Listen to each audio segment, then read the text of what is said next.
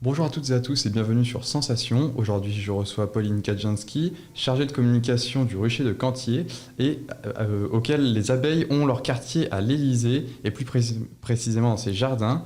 Bonjour. Bonjour. Alors, on vous avait reçu en début d'année sur Sensation parce que justement, vos abeilles avaient fait leur entrée à l'Élysée. Alors, première question, est-ce qu'il y a eu du miel et est-ce que le président a pu goûter ce miel ? Alors oui, il y a eu du miel à l'Élysée, donc malgré la météo un peu compliquée, les abeilles ont réussi à se dépatouiller pour aller butiner quelques fleurs. Maintenant, on a pu donner lors de notre rencontre avec le président de la République quelques pots de miel. On n'a pas encore eu son retour sur son goût et s'il apprécie ou pas, mais on espère. Et alors, est-ce que vous pouvez nous rappeler un petit peu quelle avait été la teneur des propos, sachant que Monsieur Frémin avait participé à une table ronde avec le président de la République, la ministre de l'écologie entre autres, voilà, quelle avait été la teneur des échanges un petit peu entre eux ? L'objectif de cette journée avant tout, c'était de parler de l'écologie, de savoir ce qu'on faisait pour l'environnement en agriculture. Et donc forcément, on a parlé avec le président de notre fierté d'avoir ces deux casquettes au rucher de Cantier, celle d'agriculteur et d'apiculteur. À l'issue de cet échange, le président a été interpellé forcément par notre activité apicole et nous a alors proposé d'installer des ruches au sein des jardins de l'Élysée. Et donc c'est après de multiples échanges, notamment avec le cabinet, pour savoir si les jardins étaient aptes à recevoir des abeilles, puisque ce sont quand même des êtres vivants, on les bichonne et on voulait qu'elles soient bien. Et donc c'est à l'issue de nombreux échanges qu'on a décidé au mois de mai d'installer des ruches dans les jardins. Et alors aujourd'hui, vous êtes venu avec plusieurs de vos produits. Justement, vous produisez des pâtes, de l'huile, du miel, de la farine. Pourquoi être aussi diversifié ? Xavier a connu une époque où la ferme était au cœur du village. Les gens venaient chercher leurs légumes, leurs viandes, des choses comme ça. Et il a été essentiellement motivé par cet aspect. Et il avait envie aussi de créer un petit magasin dans sa ferme pour pouvoir réapprovisionner les citoyens qui habitent aux alentours, leur offrir une alimentation locale et saine, puis aussi leur offrir la fierté de manger le soir, de regarder son assiette et de se dire dis donc, ces pâtes, elles viennent du champ juste à côté, puisque c'est Xavier qui a récolté le blé, qui a moulu la farine et qui a fait les pâtes. Alors justement, Xavier qui aurait dû être présent, mais qui est actuellement en train de semer du blé parce que la météo est pas très clémente ces derniers temps. Est-ce que vous pouvez nous expliquer un peu la différence entre, par exemple, certains types de miel ? Je vois qu'il y en a plusieurs là devant nous. Quelle est la différence entre chacun ? Alors forcément, le miel varie selon les saisons, puisqu'on ne va pas avoir les mêmes fleurs et donc les mêmes floraisons. Donc si on fait dans l'ordre des saisons, on va avoir le douceur de printemps, donc qui va être un miel très très doux, une cristallisation très fine. Par cristallisation, si vous voulez, quand le miel vieillit dans le temps, il va durcir et donc il va avoir des petits grains qui sont très fins, donc un miel très doux. Ensuite, on va un petit peu plus loin, mais on va du côté de l'été. Donc là, ça va être un miel un petit peu plus fort, une cristallisation un petit peu plus grossière, mais un miel qui se mange très bien en cuisine, notamment sur la tartine, mais aussi dans le thé. Ensuite, on avance vers du tilleul.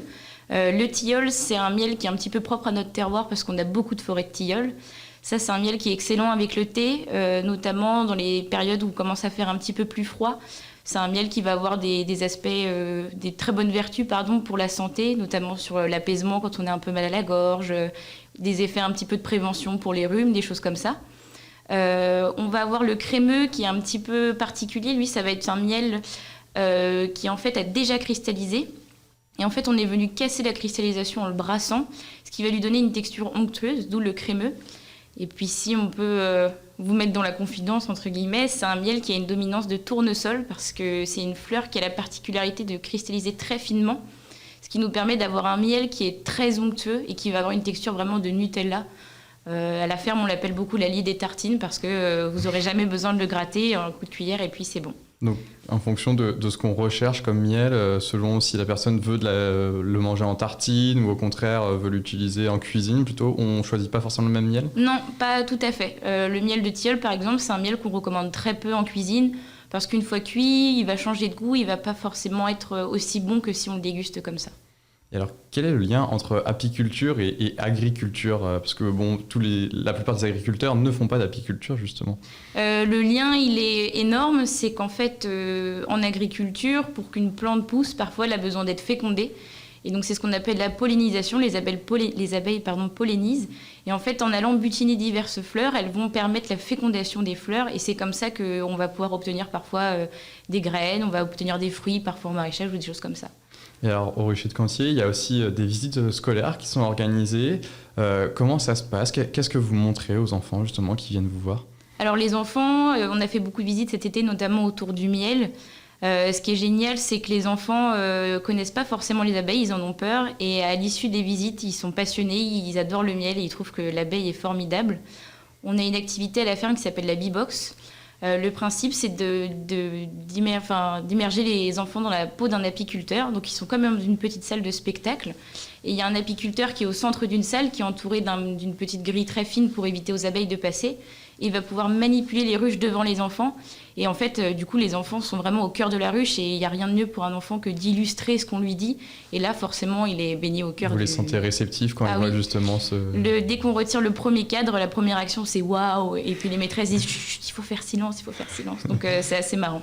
C'est important pour vous, Rucher de Cantier, de montrer le savoir-faire, d'éventuellement le transmettre, même peut-être à des enfants qui auraient plus tard la vocation à devenir agriculteurs. C'est très important parce que les enfants sont très réceptifs à ce qu'ils entendent, ce qu'ils voient à la télé. Et donc, du coup, de pouvoir aussi le constater d'eux-mêmes et voir ce qui se passe, c'est très intéressant pour eux.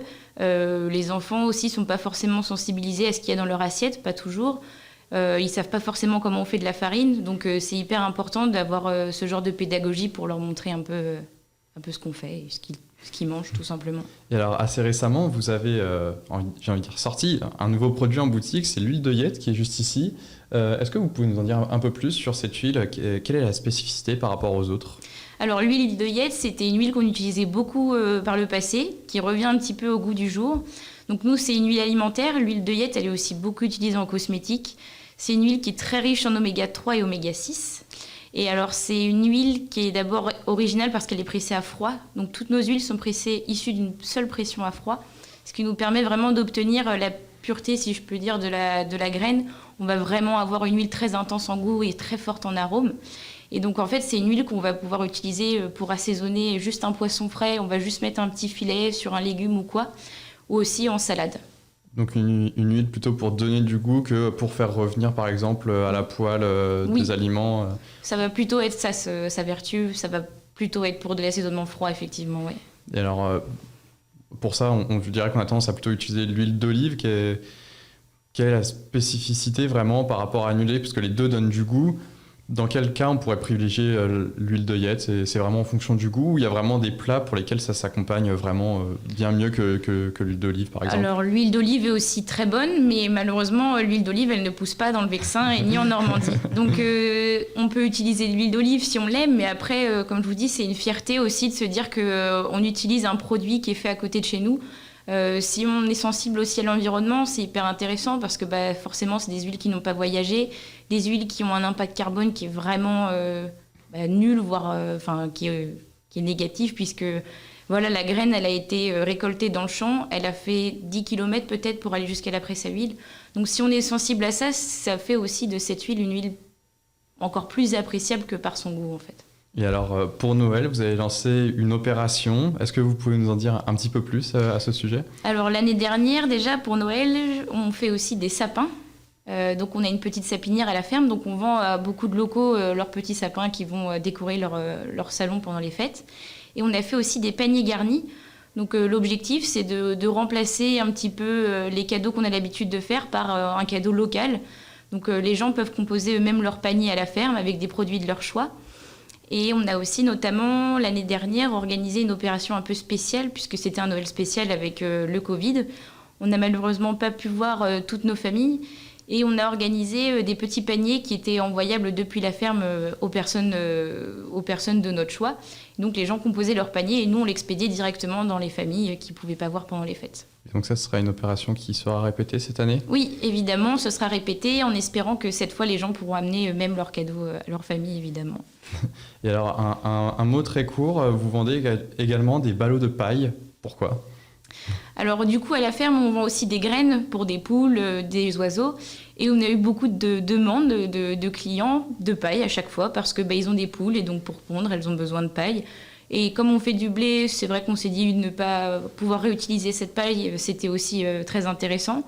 Donc du coup, on a fait des petits ballots, un petit peu de ballots cette année pour pouvoir répondre aux besoins de la clientèle qu'on a au magasin. Eh bien, merci beaucoup d'avoir été avec nous. Vous pouvez retrouver cette émission en podcast audio et vidéo sur notre site et notre application Radio Sensation.